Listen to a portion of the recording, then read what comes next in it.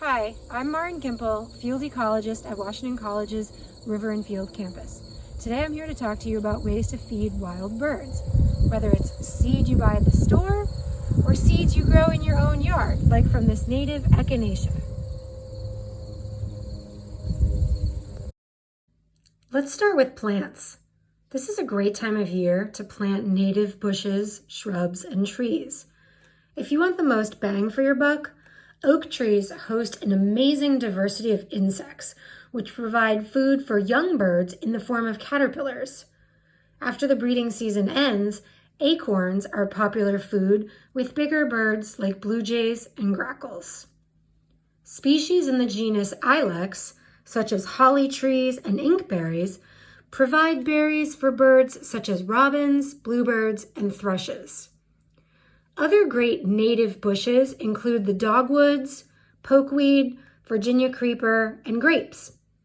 The key is to use native species. They have way more nutrients and energy in their fruits.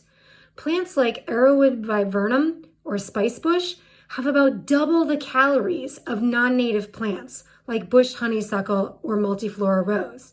And remember, in this case, more calories is a good thing. It's food to keep a bird fed throughout the winter. Spicebush, Lindera benzoin, has dainty yellow flowers in early spring, adding a splash of color to the world before the trees have leafed out. And it has bright red berries in the fall. In addition to its very nutritious fruit, its leaves are the only food plant of the spicebush swallowtail butterfly. Northern bayberry and eastern red cedar have berries full of fat, and their waxy coating helps the fruits stay fresh over the course of the winter. Fewer birds eat these berries, and they aren't quite as nutritious or appealing as the species I've previously mentioned. But as late winter turns to early spring, birds will eat whatever they can find. Native perennial wildflowers are also a great source of food for wild birds. Black-eyed Susans and echinacea, or purple coneflowers, are not only a beautiful addition to your yard. If you leave the spent flowers, they are attractive to goldfinches, siskins, and other small birds who will pick seeds from the flower heads.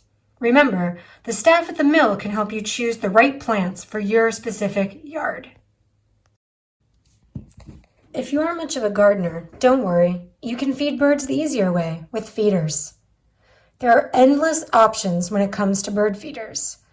Tube or hopper feeders can be filled with seed mixes or with just sunflower seeds.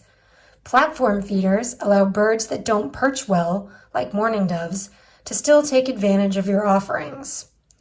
Mesh feeders, either made of fabric or thin wire, are popular with finches.